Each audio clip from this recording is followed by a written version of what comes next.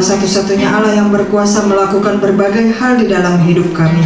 Bahkan mujizat-mujizat, penyertaan, pertolongan, bimbingan, hal-hal baik di dalam hidup kami pun adalah hasil karya-Mu. Terima kasih Tuhan kalau kami masih boleh bersekutu, berkumpul bersama-sama di rumah-Mu yang kudus ini.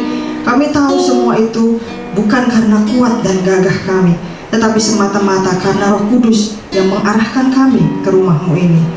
Mari Tuhan, kami tiba pada sesi pemberitaan firman-Mu. Kami membuka hati kami, supaya setiap hati yang kami bawa ini kembali ditaburi oleh benih firman-Mu. Karena kami rindu Tuhan, bahwa kami bisa tetap tegak berdiri, tetap bertumbuh di dalam pengenalan dan kebenaran firman Tuhan, terutama di masa muda kami ini.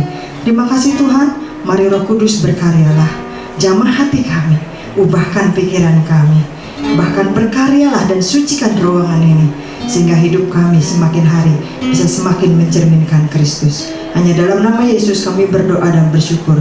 Percaya bersama kita katakan, amin. Silakan duduk teman-teman. Shalom. Senang sekali bisa bertemu lagi dengan teman-teman di tempat ini ya. Ini pertama kalinya saya bertemu atau berbagi firman pada saat kita sudah kembali onsite begitu ya. Ya, PowerPoint-nya bisa disiapkan.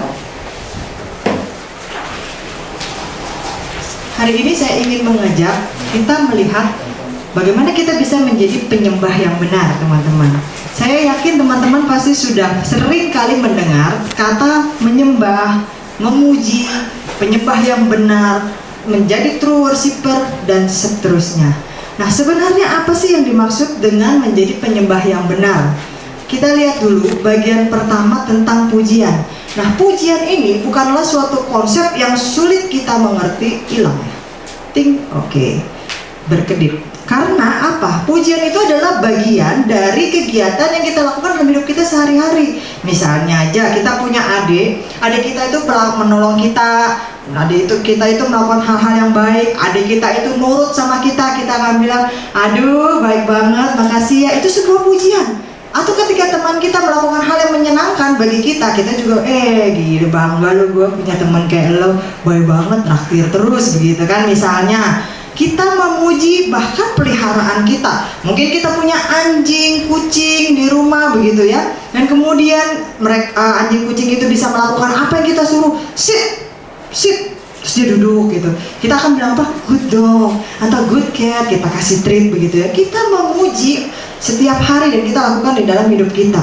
Tapi lebih daripada semua itu teman-teman, yang ingin kita pelajari di sini adalah khususnya bahwa pujian kita itu ditujukan langsung kepada Tuhan. Sesuatu yang kita ungkapkan kepada orang lain tentang Tuhan itu juga pujian. Aduh, Tuhan tuh baik banget loh dalam hidup gue loh. Kemarin gue mau ujian, gue gak bisa, gue berdoa dulu. Terus tiba-tiba semua yang udah gue belajarin keinget lagi di otak gue, Tuhan itu baik. Itu juga pujian. Bukan hanya kita harus menyanyi haleluya kalau di gereja baru memuji, kalau nggak haleluya di gereja nggak memuji, enggak.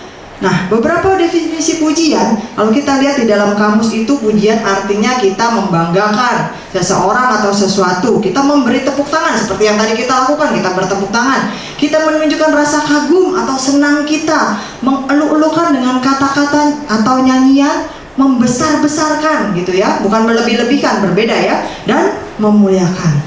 Nah, pujian ini harusnya kita lakukan dengan segenap pikiran kita. Pada saat kita berada di dalam lingkup ruang ibadah ini, pada saat kita sedang beribadah kepada Tuhan, siapa yang ada di pikiran kita? Pada saat tadi teman-teman menyanyi, apakah teman-teman hanya membayangkan Koko Aldo di depan begitu ya? Hanya memperhatikan Koko Aldo bener apa salah nih nyanyinya begitu ya? Koko Aldo kok bajunya agak beda sekarang misalnya. Atau memang pikiran kita itu ketika kita menyanyi memuji Tuhan, kita sungguh-sungguh fokuskan kepada siapakah Tuhan itu dan apa yang telah Dia lakukan di dalam hidup kita hari ini atau bahkan sepanjang minggu ini. Fokus kita kepada karakter Allah yang baik. Maka tadi ada pujian, Allah baik, luar biasa, perbuatannya ajaib. Fokus kita harusnya tentang itu. Bukan aduh Koko Aldo lama banget sih nyanyinya nih gini lagi, nih cepetan kayak gitu. Bukan. Nah, itu yang harus kita lakukan. Bagaimana kita melakukan pujian kepada Tuhan. Yang kedua, kenapa kita harus memuji Tuhan? Kan begitu. Kita harus selalu bertanya. Coba kalau kita disuruh Aldo lagi gitu kan. Ada Aldo yang jadi pusat perhatian hari ini gitu kan. Aldo yang jadi starnya. Aldo mandi. Kenapa sih mandi? Ya kan baru 1 kali, emang harus 2 kali gitu kan? Dia pasti nanya mungkin waktu masih kecil gitu kan. Aldo, kan baru tadi pagi mandinya, sore kenapa harus mandi? Nah, dia pasti akan bertanya. Contoh, teman-teman kalau disuruh, ayo sikat gigi, udah, baru tadi pagi kan, mau tidur sikat gigi lagi, kenapa sih harus sikat gigi 2 kali? Nah, biasanya kita akan bertanya. Ketika kita mengerti kenapa kita harus melakukan hal tersebut, biasanya kita akan lebih mudah melakukannya tanpa harus disuruh-suruh, ya itu bahasa halusnya ya, atau dipaksa-paksa lah begitu. Nah, kalau kita mengerti mengapa kita harus memuji Tuhan, yang diharapkan dari kita adalah kita bisa melakukannya dengan dorongan di hati sendiri, bukan karena paksaan, ingetin, atau dorongan dari orang lain. Yang pertama, kita harus memuji Tuhan karena memang Allah yang memerintahkan kita untuk memuji Tuhan. Di dalam Mazmur 150 ayat yang pertama, teman-teman bisa buka di sana. Sengaja tidak saya cantumkan karena kalau dicantumkan semua lihat ke layar semua begitu ya. Alkitabnya nggak dilihat. Mazmur 150 ayat yang pertama dikatakan di sana, pujilah Tuhan. Tidak dikatakan pujilah diri sendiri, enggak. Tidak dikatakan pujilah temanmu yang baik traktir kamu terus, enggak. Tapi dikatakan di sana pujilah Tuhan. Tuhan tidak meminta kita untuk memujinya, tetapi Dia memerintahkan. Perhatikan di sana ada tanda seru. Betul apa benar? Betul ya? Ada tanda seru. Kalimat yang diakhiri dengan tanda seru itu adalah kalimat perintah. Wajib, kudu, mesti, harus, must. Nggak ada pilihan. Boleh atau tidak dilakukan, nggak ada pilihan. Kalau suka boleh, kalau nggak suka boleh, nggak ada. Di sana dikasih tanda seru, pujilah Tuhan. Artinya disuruh, nggak boleh iya atau tidak. Raja tidak meminta. Raja mana pernah minta? Kalau boleh, rakyat yang kucintai besok, kalau boleh ya, kalau sempat ya, datanglah ke istanaku kalau berkenan. Nggak ada raja yang begitu. Raja akan bilang, seluruh rakyat besok berkumpul ke istanaku. Begitu juga dengan raja di atas segala raja yang kita sembah. Dia nggak meminta kita, kalau berkenan pujilah aku, naikkan pujian ya, enggak. Tetapi Dia memerintahkannya. Mengapa Tuhan menuntut pujian dari kita? Apakah Dia seorang yang narsis, pengennya dipuji-puji terus? Tidak. Teman-teman coba bayangkan, dipuji atau tidak dipuji, Dia tetap Tuhan. Kita menyanyi dengan sungguh-sungguh atau tidak sepenuh hati, Dia tetap Tuhan. Dia tidak butuh pujian kita sebenarnya. Nah, terus ngapain Dia suruh kita memuji Dia? Karena untuk kepentingan kita, untuk kebaikan kita, untuk kemajuan rohani kita, untuk hati kita. Kita belum bisa punya hubungan yang baik dengan Tuhan sampai kita bisa memuji Tuhan dengan segenap hati, dengan segenap pikiran kita. Tanpa hati kita yang bersyukur dan penuh pujian, kita tidak akan pernah bisa bertumbuh dengan baik dalam pengenalan kita terhadap Tuhan yang kita sembah. Hanya sekedar ikut-ikutan bernyanyi, akhir-akhirnya malah jadi kayak orang karaokean. Nyanyi apa nggak tahu lah, gue ikut-ikutan aja lah. Jangan. Tuhan minta kita sungguh-sungguh memuji Dia, karena Dia pengen kita bertumbuh dalam relasi yang baik dengan Dia. Yang kedua, kenapa sih kita harus memuji Tuhan? Wah, jalan boleh tolong diklik? Ya.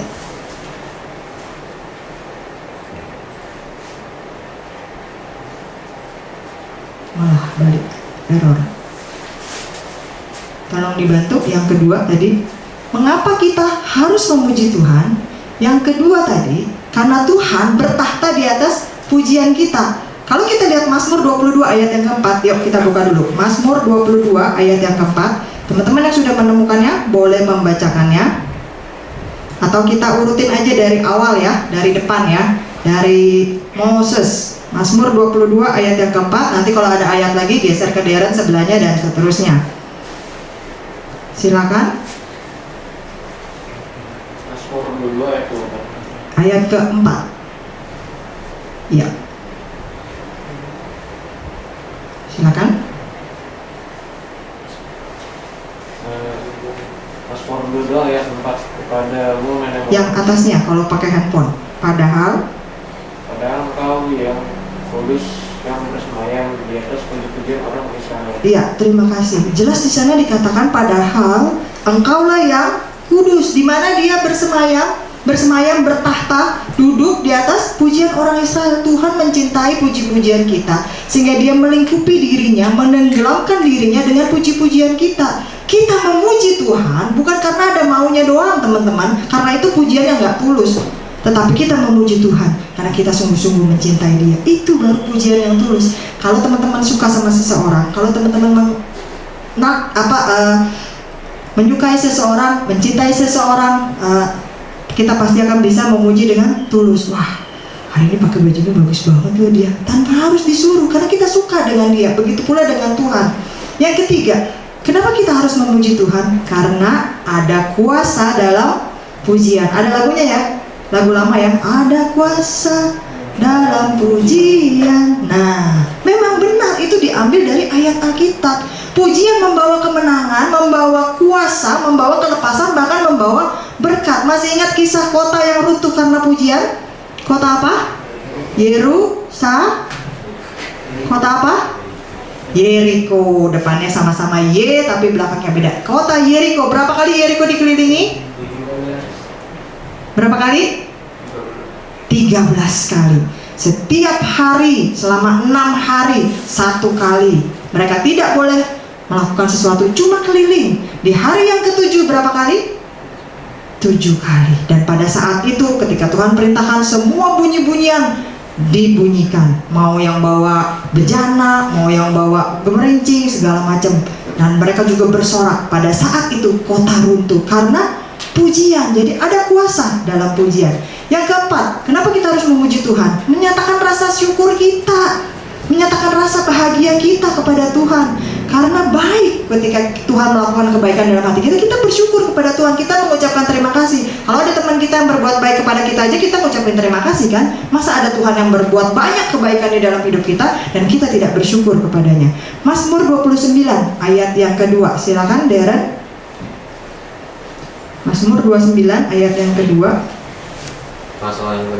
Mazmur 29 ayat yang kedua. Ya. Berilah kepada Tuhan kemuliaan namanya, sujudlah kepada Tuhan dengan berhiaskan kekudusan. Ya, terima kasih. Berilah kepada Tuhan kemuliaan namanya, dan seterusnya.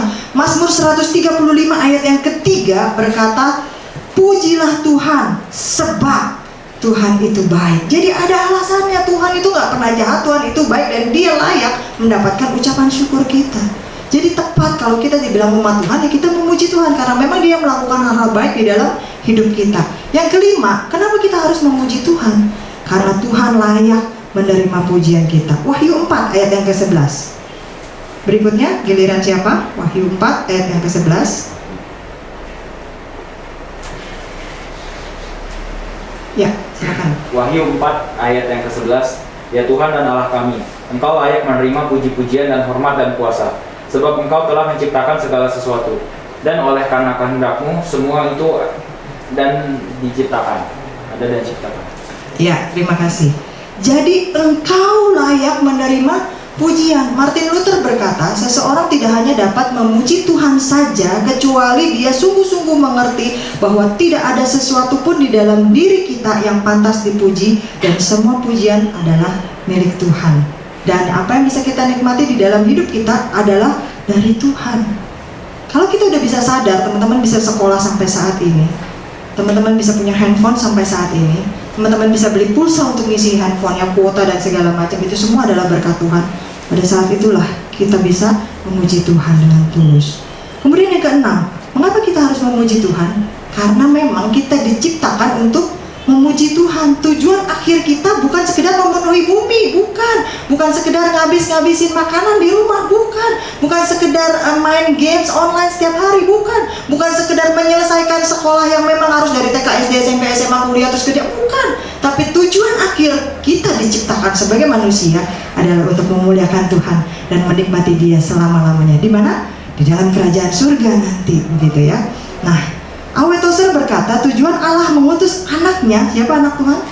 Kristus Yesus ya, kemarin kita baru merayakan hari Jumat Agung, untuk mati, bangkit kembali dan berada di sebelah kanan Allah Bapa, adalah untuk mengembalikan permata yang hilang, yaitu kita, supaya kita kembali dan belajar lagi melakukan apa yang seharusnya dilakukan pada saat Allah menciptakan kita. Jadi memang kita diciptakan untuk memuji Tuhan. Kalau kita nggak memuji Tuhan, berarti kita belum melakukan apa yang harusnya kita lakukan. Yang ketiga, apa yang bisa kita lihat lagi? Nah, bagaimana caranya memuji Tuhan? Kalau kita udah tahu mengapa kita memuji Tuhan, Sekarang gimana caranya? Harus teriak-teriak kah? Harus lomba tertawakah seperti kisah Toronto Blessing? Harus guling-gulingan kah? Kita lihat. Yang pertama, mengangkat tangan. Kelihatan ya? Mengangkat tangan. Mazmur 28 ayat 2 dan seterusnya ada di sana. Kemudian yang kedua, bertepuk tangan. Tadi kita sudah angkat tangan, kita sudah bertepuk tangan. Udah pada mandi kan semua teman-teman di sini ya? Ya, saya yakin udah pada mandi karena waktu tadi kita angkat tangan gak ada yang pingsan di sebelah kita gitu ya. Kalau ada yang jatuh ngejeblak, nah berarti mungkin ada yang belum mandi. Yang ketiga, bagaimana cara kita memuji Tuhan? Dengan bermain alat musik. Oh saya nggak bisa, nggak apa-apa, bisa nyanyi kan? Oh saya nggak bisa nyanyi, Fales, bisa tepuk tangan kan? Masih punya tangan. Ada banyak cara. Yang penting niat apa enggak gitu. Yang keempat, berdiri. Tadi udah berdiri terus. Sekarang teman-teman duduk, saya tetap berdiri begitu ya. Berasa kayak orang disetrap begitu ya. Nah yang kemudian yang kelima, caranya gimana? Berlutut. Boleh nggak berlutut? Boleh. Bersujud? Boleh. Mau tiarap? Boleh. Oh di sini saya malu Ci, tapi kalau di rumah saya lakukan untuk memuji Tuhan. Boleh, kenapa? Karena kita betapa kita bersyukur, betapa kita mengagumi Tuhan. Kita pengen merasa tersungkur di hadirat Tuhan. Boleh, silakan. Ada juga orang yang memuji Tuhan dengan cara menari. Ada kan? Kita lihat orang yang begitu semangat. Bahkan dulu kita punya tim tamborin di sini menari memuji Tuhan. Boleh nggak? Saya malu menari, nggak apa-apa, masih bisa tepuk tangan. Tapi yang mau mengekspresikan dengan menari, badannya lemah gemulai, boleh. Kemudian dengan cara bersorak seperti orang Israel merobohkan tembok Yeriko. Lalu kemudian yang terakhir, bisa bicara dalam bahasa roh kalau kita dikasih karunia tersebut. Jadi ada banyak cara. Yang penting niatnya, mau nggak memuji Tuhan, mau nggak menyembah Tuhan. Kalau emang nggak mau, nah mau dikasih berapa cara sekalipun, dia pasti akan kasih alasan yang lebih banyak. Tapi kalau memang kita udah niat, kita kagum sama Tuhan, kita pengen memuji Tuhan, nah tanpa alasan pun kita akan bisa melakukannya. Oke, kemudian kita masuk ke bagian penyembahan ya teman-teman. Nah, penyembahan ini bukan sesuatu yang sekedar terjadi ketika kita lagi ibadah seperti ini teman-teman. Oh kalau penyembahan itu cuma terjadi di gereja loh. Kayaknya gue berasa nih merinding-merinding begitu ya. Gue berasa pengen nangis, nah itu baru ada penyembahan tuh. Kalau enggak kayak gitu tuh. Enggak. Penyembahan itu bisa terjadi di mana saja, kapan saja. Bahkan terjadi ketika kita berada di dalam kondisi yang paling gelap dalam hidup kita. Pernah kan ya kita merasa depresi banget gitu, kita merasa down banget, kita merasa aduh gak ada teman banget, pengennya mau nangis terus, kayaknya sendu terus, galau gitu kan. Itu pun kita masih bisa menyembah Tuhan. Bisa terjadi, bisa kita lakukan walaupun kita dalam kondisi yang paling bawah, titik terendah dalam hidup kita sekalipun.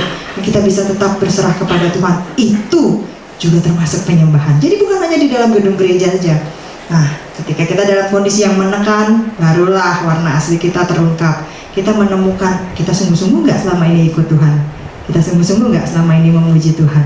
Kita sungguh-sungguh nggak selama ini berdoa sama Tuhan. Kita sungguh-sungguh nggak selama ini menyembah Tuhan. Karena apa? Karena seorang penyembah sejati akan tetap menyembah justru ketika dia di titik paling rendah di dalam kehidupannya. Nah, menyembah itu nggak otomatis terjadi. Menyembah itu harus kita pelajari, teman-teman. Gimana caranya kita pelajari? Nah, Mazmur 89 ayat yang ke-16. Yuk kita lihat. Siapa giliran berikutnya? Silakan. Mazmur 89 ayat yang ke-16. Mazmur 89 ayat yang ke-16. Berbahagialah bangsa yang tahu bersorak-sorai, ya Tuhan, mereka hidup dalam cahaya wajah-Mu. Iya. Nah, sebentar. Ini 16 di saya agak beda nih. Oh, mungkin harus yang atasnya. Jadi bunyinya berbahagialah mereka yang telah belajar begitu ya. Nah, kalau di dalam bahasa Ibrani, yadai itu digunakan kata yadai, artinya tahu atau telah belajar. Jadi ketika kita menyembah Tuhan, kita bisa memuji dan menyembah Tuhan. Itu bukan bawaan orok teman-teman. Itu bukan bakat sejak kecil. Oh dia mah berbakat memuji Tuhan, saya mah gak berbakat. Bukan. Itu bukan sebuah talenta. Bukan. Itu bukan sebuah karunia. Bukan. Tetapi itu sesuatu yang bisa kita pelajari dari kecil. Kenapa? Karena menyembah itu adalah seni mengekspresikan diri kita kepada Tuhan. Bagaimana kita membuka diri kepada Tuhan? Bagaimana kita kita bisa merasa plong untuk menangis di hadapan Tuhan, bagaimana kita bisa merasa sukacita ketika kita menyanyi kepada Tuhan, bagaimana kita bisa bertepuk tangan untuk menyatakan kegembiraan kita, dan kita harus mempelajari ekspresi tersebut. Saya tahu teman-teman kita sebagian mungkin ada yang merasa malu bahkan untuk bertepuk tangan. Itulah sebabnya menyembah dan memuji Tuhan perlu kita pelajari untuk mengekspresikan dan membuka hati kita sebagai saluran Roh Kudus. Nah, menyembah ini nggak bisa kita pelajari dengan baca buku tanpa kita lakukan, atau hanya dengan kursus. Ada nggak kursus pujian menyembah? Nggak ada begitu ya. Yang ada kursus untuk menjadi pelayan Tuhan. Nah, seperti doa, penyembahan ini juga harus kita pelajari dengan learning by doing. Semakin kita berani untuk melakukannya. Mungkin satu kali kita malu untuk tepuk tangan, tapi kepingin coba tepuk tangan, minggu depannya kita akan bisa lebih tepuk tangan. Satu kali kita malu mengangkat tangan, tapi kita mau menuruti Roh Kudus, memberanikan diri angkat tangan ketika menyembah. Besok-besoknya akan lebih terbiasa. Tapi kalau kita tidak pernah memulai, kita tidak akan pernah bisa melakukannya. Ya, jadi itu yang dinamakan dengan penyembahan. Nah, kemudian apa sih yang dimaksud dengan menyembah dalam roh dan kebenaran? Teman-teman pasti udah sering baca ya ayatnya ya. Kita menyembah dalam roh dan kebenaran. Kita harus begini begitu. Nah, dalam Yohanes 4 ayat 21 sampai 24, yuk kita lihat. Yohanes 4 ayat 21 sampai 24. Siapa giliran berikutnya? Ya, silakan. Yohanes 4 ayat 21 sampai 24. Kata Yesus kepadanya, "Percayalah padaku, hai perempuan, saatnya akan tiba bahwa kamu akan menyembah Bapa, bukan di gunung ini dan bukan juga di Yerusalem. Kamu menyembah apa yang tidak kamu kenal, kami menyembah apa yang kami kenal, sebab keselamatan datang dari bangsa Yahudi. Tetapi saatnya akan datang dan sudah tiba sekarang, bahwa penyembah-penyembah benar akan menyembah Bapa dalam roh dan kebenaran, sebab Bapa akan menghendaki penyembah-penyembah demikian. Allah itu roh, dan barang siapa menyembah Dia harus menyembahnya dalam roh dan kebenaran." Iya, terima kasih. Fokus kita adalah menyembah dalam roh dan kebenaran. Yesus menunjukkan bahwa penyembahan itu nggak lagi terikat dengan waktu, nggak lagi terikat dengan tempat tertentu. Kalau di zaman dulu sebelum Tuhan Yesus datang, di zaman perjanjian lama, orang mau memuji Tuhan itu harus datang ke bait Allah, orang mau menyembah Tuhan itu harus datang ke bait Allah, orang mau berdoa itu harus datang ke bait Allah, orang mau mempersembahkan korban bakaran harus datang ke bait Allah, tidak boleh ke tempat yang lain, harus dengan imam, harus dengan tata cara tertentu. Tetapi di zaman perjanjian baru, sejak Tuhan kita Yesus Kristus datang ke dalam dunia ini, Dia membuat penyembahan tidak lagi diikat dengan waktu dan tempat tertentu. Contohnya aja teman-teman, kemarin waktu kita ibadah online, masih bisa nggak kita ibadah? Bisa kan? Di gereja nggak? Enggak, gereja ditutup. Apakah harus menggunakan laptop? Enggak, kita bisa pakai handphone. Apakah harus ada di dalam kamar kita yang tertutup di rumah? Enggak, mungkin kita lagi ada di jalan pada saat ibadah berlangsung. Apakah kita harus sendirian? Tidak. Apakah kita harus begini-begini? Tidak. Artinya apa? Ketika Yesus datang, Dia menunjukkan bahwa penyembahan itu dilakukan dengan hati dan serius, tidak terikat lagi atau bergantung dengan tempat dan waktu tertentu, tetapi bisa terjadi kapan saja, di mana saja ketika roh kita ingin menggapai roh Tuhan. Dalam 1 Korintus 3 ayat yang ke-16 dikatakan, yuk kita lihat 1 Korintus 3 ayat 16, saya bacakan. "Tidak tahukah kamu bahwa kamu adalah bait Allah dan roh Allah diam di dalam kamu?" Artinya apa? Tubuh kita ini bait Allah. Ada nggak teman-teman yang pergi kemana-mana nggak dibawa badannya? Nggak dibawa tubuhnya? Aduh Ci, ya nggak mungkin lah Ci, emangnya saya setan gentayangan. Jangankan badan, handphone aja nggak pernah ketinggalan. Dompet bisa ketinggalan begitu ya, kunci rumah bisa ketinggalan, handphone nggak bisa ketinggalan. Masa badan saya tinggalnya? Nggak bisa lah. Di sini dikatakan kita adalah bait Allah dan roh Allah itu tinggal di dalam kita. Jadi penyembahan bisa terjadi setiap saat, kapan saja, di mana saja, ketika kita merasa ingin menyembah Tuhan. Bukan sekedar upacara di gereja begitu selesai, ya udah nggak bisa menyembah Tuhan, udahlah nggak usah. Tidak.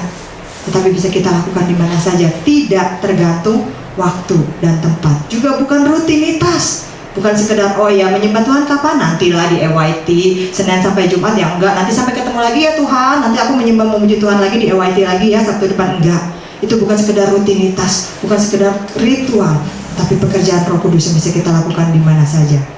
Nah, menyembah dalam roh dan kebenaran tidak cukup dengan roh saja.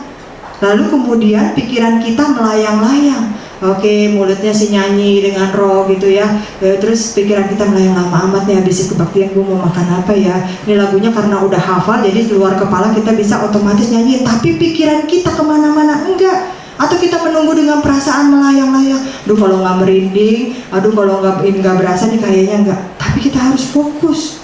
Penyembahan harus melalui Yesus Kristus. Kenapa? Karena dialah kebenaran. Yohanes 14 ayat yang ke-6 berkata, akulah jalan dan kebenaran dan hidup. Kalau penyembahan yang kita lakukan tidak melalui Kristus, artinya bukan penyembahan yang benar. Menyembah dengan hati yang benar di hadapan Tuhan, harus jujur dan tulus, sesuai dengan firman Tuhan. Harus sungguh-sungguh. Yang nilai siapa? Diri kita dan Tuhan yang tahu. Teman sebelah kita bisa tahu, mungkin bisa kita bohongi. Kita tutup mata, keluar air mata, ingus semua keluar. Ternyata hati kita nggak sungguh-sungguh. Teman kita mungkin serius banget ya dia. Bisa dia tertipu dengan tampilan kita. Tapi Tuhan tahu apa yang ada di dalam hati. Karena dalam 1 Samuel 16 berkata Tuhan memandang hati, bukan rupa. Nah, kemudian lanjut teman-teman.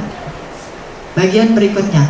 Sikap apa sih yang menghalangi kita dalam menyembah? Nah, ada kan ya, kita pengen rasanya berdoa, tapi kok banyak halangan. Pengen rasanya rajin baca Alkitab, tapi kok batal melulu. Kita pengen nih nanti rencana kok datang ke EYT, pengen tepuk tangan, pengen serius. Aduh, kok gimana ya?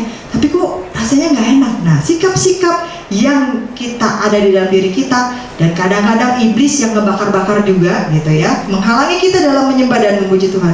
Yang pertama adalah kesombongan. Kenapa kesombongan yang pertama? Karena namanya menyembah.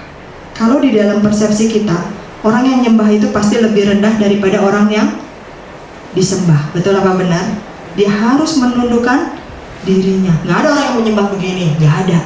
Dia biasanya akan dengan menundukkan dirinya secara spontan.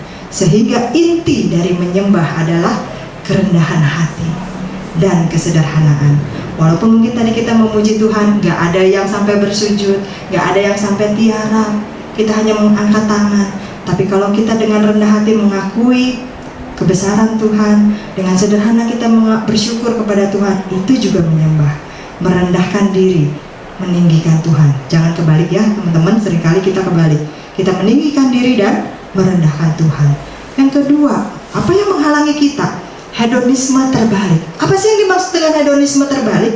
Kalau hedonisme itu adalah filsafat modern yang berkata begini, kalau sesuatu kita rasa baik, kerjain aja, nggak usah peduli dengan orang lain. Kalau mencuri kita rasa baik, ya udah kerjain. Kalau menyontek kita rasa baik, kerjain. Itu hedonisme.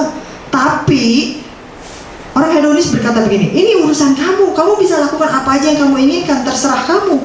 Tapi ketika kita hidup di tengah masyarakat yang hedonistis sekarang ini, hanya memuaskan kesenangannya sendiri, kesenangan indera dan badannya, menjadi hedonisme terbalik. Jika sesuatu terasa tidak baik, jangan lakukan. Nah, harusnya kan kita mikir begini, oh iya, memuji Tuhan itu baik, saya harus lakukan.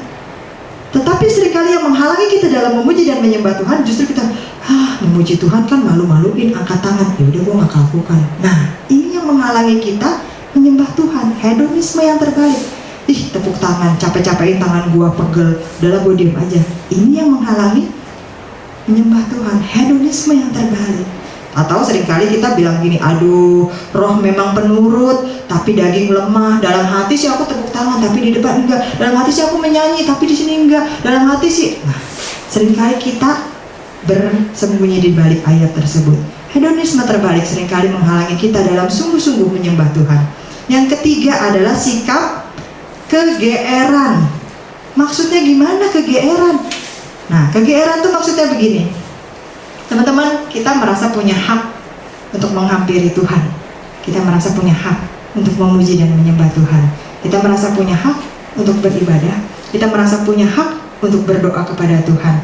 Padahal di dalam melakukannya, kita hanya mementingkan diri kita sendiri, tanpa ingin sungguh-sungguh memuji dan menyembah Tuhan. Oh, kalau saya ada maunya, saya puji Tuhan. Nanti kalau Tuhan senang, Tuhan kan akan berkati saya. Oh, besok saya akan PTM, PR ulangan nih. Udah hampir, udah PTM sekarang, ulangan lebih susah. Nggak bisa lihat-lihat Google lagi nih. Kalau di rumah kan bisa lihat-lihat Google jawabnya begitu kan. Ini harus di kelas nih, udah nggak bisa nih begitu kan. Nah, berarti saya harus sungguh-sungguh berdoa. Saya harus sungguh-sungguh nih. Seringkali kita kegeeran, kita merasa bahwa apa yang kita lakukan itu karena pantas untuk diberi bonus. Kita mengharapkan anugerah berkat Tuhan dicurahkan tanpa kita sungguh-sungguh melakukan apa yang menjadi bagian kita. Kita pengennya Tuhan sungguh-sungguh balas doa kita. Tuhan, kalau saya minta sesuatu, Tuhan kasih ya Tuhan. Aku pengen ulangannya 100 semua, Tuhan kasih ya Tuhan. Aku pengen kalau nembak dia, aku diterima, Tuhan kasih ya. Kita pengen Tuhan memberikan yang terbaik bagi kita, tapi kita nggak pengen melakukan bagian kita dengan sungguh-sungguh. Ini yang namanya kegeeran. Seolah-olah ketika kita baik-baikin dikit, terus Tuhan jadi baik-baik juga sama kita. Ini yang seringkali menghalangi kita dalam menyembah. Kita pengen mendapatkan anugerah Tuhan tanpa mengorbankan sesuatu yang harusnya kita kerjakan. Yang keempat, menonton, bukan menonton film di bioskop. Teman-teman, yang namanya menonton itu kita melakukan sesuatu yang pasif atau aktif. Oke, teman-teman menonton di bioskop, boleh berisik nggak? Enggak, langsung malah dia yang lebih berisik sebenarnya gitu kan, yang diem gitu kan, lu yang gitu kan, malah dia lebih berisik sebenarnya gitu. Nah, waktu kita menonton, biasanya kita mengerjakan suatu kegiatan yang pasif, hanya duduk bengong. Nah, biasanya saya ketiduran tuh kalau kayak gitu. Suami saya sering bilang, atau Kak Fadil sering bilang, TV-nya yang balik nonton saya begitu kan. Karena kita diem, kita duduk memperhatikan begitu. Apalagi kalau filmnya panjang dan kurang seru begitu ya. Nah, ketika kita memuji menyembah Tuhan di dalam ibadah, teman-teman, jangan jadi hanya seperti penonton saja. Karena lama-lama kita bisa ngantuk, lama-lama pikiran kita bisa melayang-layang. Jangan seperti itu. Seringkali tanpa kita sadari kita cuma jadi penonton. Wih, kok Aldo keren juga. Oh ya, kok Alfian tuh ya main gitar oke juga. Ya itu salah tuh ininya tuh. Ya kok layarnya begitu tuh begini. Seringkali kita hanya menjadi penonton dalam ibadah ataupun persekutuan kita. Teman-teman, kita tidak dipanggil hadir di sini untuk menjadi penonton. Kita tidak dipanggil menjadi anak-anak muda Kristen yang hanya menonton atau mengawasi kesalahan orang lain. Tetapi kita dipanggil untuk ambil bagian di dalam pelayanan. Tidak ambil bagian di dalam pujian dan penyembahan. Ada banyak distorsi atau gangguan. Misalnya apa? Song leader yang terlalu hebat, sampai kita terkagum-kagum gitu kan. Atau musik yang terlalu enak sehingga aduh nggak pengen nyanyi deh, dengerin aja. Atau kalau di kebaktian umum kita mau nyanyi, anak kecil nangis terus misalkan, keganggu. AC yang terlalu dingin, ada banyak hal yang bisa mengganggu kita. Tapi kita harus pastikan jangan jadi penonton. Kita harus ambil bagian. Yang kelima, hal yang menghalangi kita dalam menyembah adalah sentimentalisme. Seringkali kita menjadi terlalu sentimental dalam penyembahan, lebih larut dengan alunan musik, nada-nada ketimbang menghayati lirik-lirik lagunya. Aduh, aransemen musiknya enak banget nih, aduh keren banget nih gitu. Akhirnya malah sekedar seperti mendengarkan musik dari Spotify atau Joox dengan lagu-lagu yang kita sukai. Kita nggak peduli dengan liriknya apa, hanya sekedar untuk menyamankan telinga kita. Lagu yang terlalu akrab, lagu yang tidak asing atau umum seringkali kurang menyentuh di dalam hati kita. Kenapa? Karena kita bisa nyanyi itu dengan luar kepala, udah hafal. Ini gue tau lah sejauh timur dari barat, udah tau lah, udah hafal. Tanpa kita hayati lagi lirik-liriknya. Padahal itu justru yang penting. Kita nggak boleh puas hanya dengan emosi saja. Udah emosi pulang gereja, kenapa senang? Udah emosi gitu. Kalau teman-teman ikut karaoke atau ikut konser musik juga pulang senang begitu kan? Karena udah mengeluarkan emosi. Tetapi bukan itu tujuan dari penyembahan kita. Bukan sekedar memuaskan emosi kita atau meluapkan emosi kita, tetapi kita harus menyembah Tuhan dengan lengkap, tubuh, jiwa, dan roh kita. Bukan seperti kita bernyanyi di karaoke rohani, bukan seperti kita menonton konser musik rohani, bukan. Jadi jangan terlalu sentimentalisme sampai kita lupa bahwa kita bukan hanya menyamankan telinga kita, tapi kita harus menjadi penyembah yang benar. Yang keenam, yang menghalangi kita adalah lip service, atau cuma di bibir aja, cuma nyanyi doang. Lagunya enak nih, cuma nyanyi, tapi kita nggak keluar dari hati. Nah, tidak ada yang lebih menjijikan bagi Tuhan daripada orang-orang yang munafik. Tidak ada yang menjijikan bagi Tuhan daripada orang-orang yang mengasihinya dengan sepenuh hati.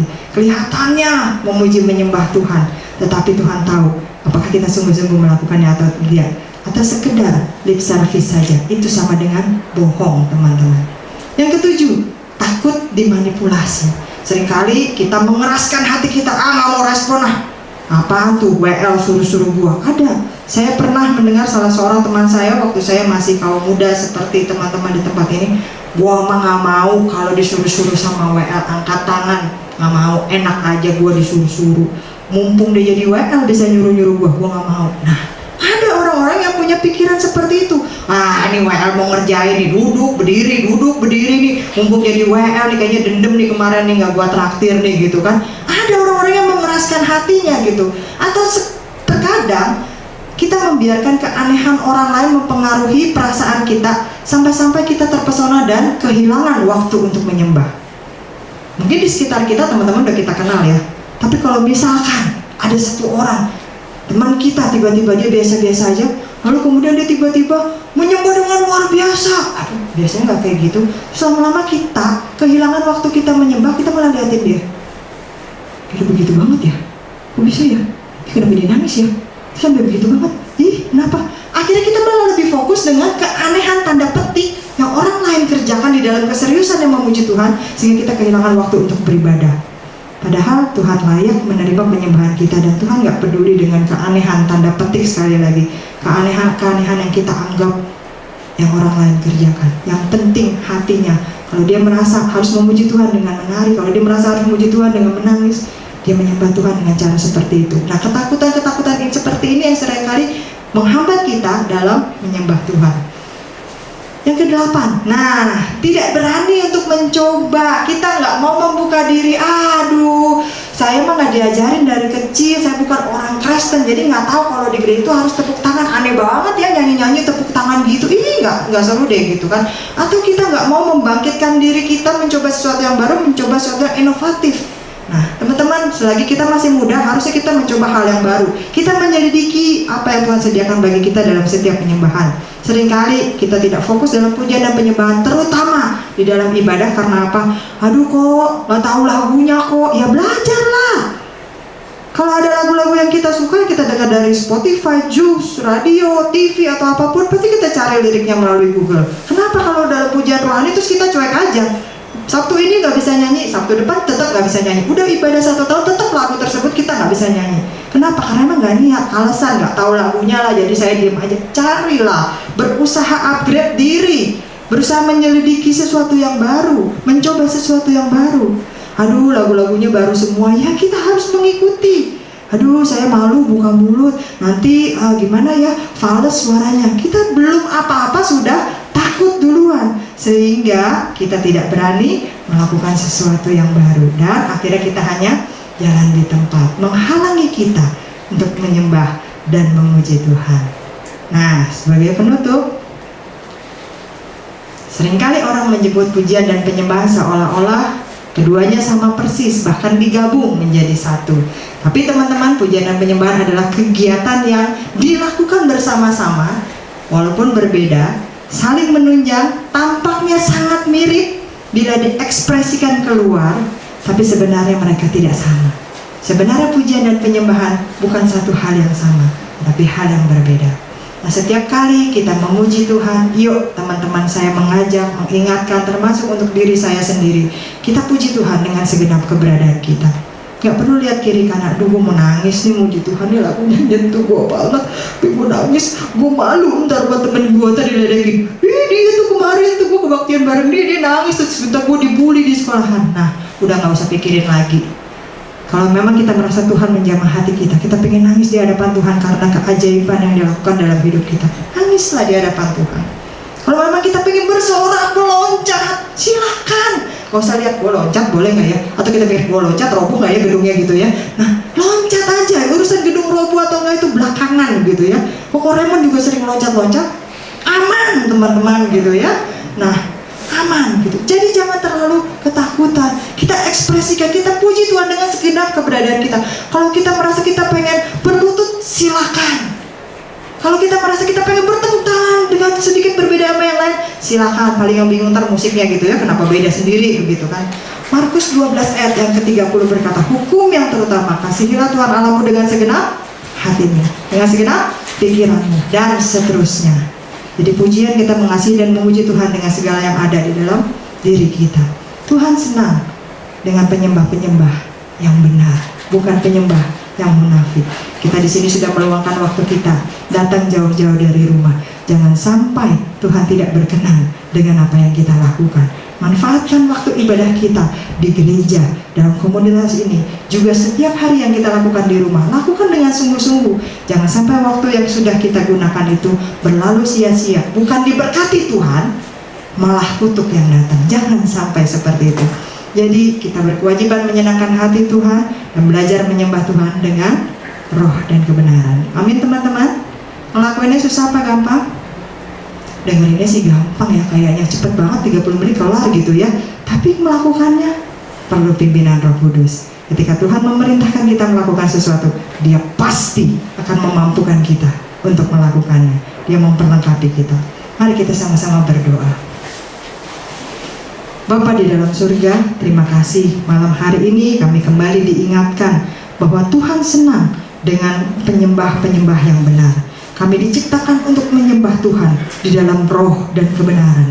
Bukan penyembah-penyembah yang asal-asalan, bukan penyembah-penyembah yang malu-malu, bukan penyembah-penyembah yang munafik, bukan hanya sekedar melewatkan waktu kami, ya udah ibadah absen cek, bukan. Bapa di dalam surga, ampuni kami kalau selama ini kami sudah salah melakukannya. Motivasi kami salah, kami membaik-baikin Tuhan, kami menyembah-nyembah Tuhan karena ada maunya. Kami pikir Tuhan bisa kami tipu, dibaik-baikin sedikit, lalu Tuhan bisa baik-baik juga sama kami.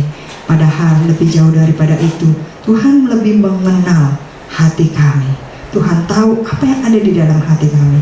Mulai hari ini Tuhan, kami minta Roh Kudus-Mu yang tinggal di dalam hati setiap kami, terus mengajar kami, membimbing kami, memampukan kami, memperlengkapi kami, memberanikan diri kami, supaya kami bisa tampil menjadi penyembah-penyembah yang benar. Kami sungguh-sungguh dalam melakukan pujian kepada Tuhan. Kami sungguh-sungguh dengan segenap hati ketika kami menyembah Tuhan, ketika kami melayani Tuhan, ketika kami berdoa kepada Tuhan. Apapun yang kami lakukan, kami sungguh-sungguh melakukannya dengan segenap hati. Ampuni kami Tuhan, selagi masih ada waktu. Kami ingin bertobat, kami ingin berubah, kami ingin keluar dari zona nyaman kami. Kami ingin melakukan yang terbaik yang bisa kami lakukan, dan sungguh-sungguh yang terbaik, bukan hanya sekedar lip service saja. Di dalam nama Yesus kami berdoa dan bersyukur. Yang percaya bersama kita katakan amin. Saya kembalikan.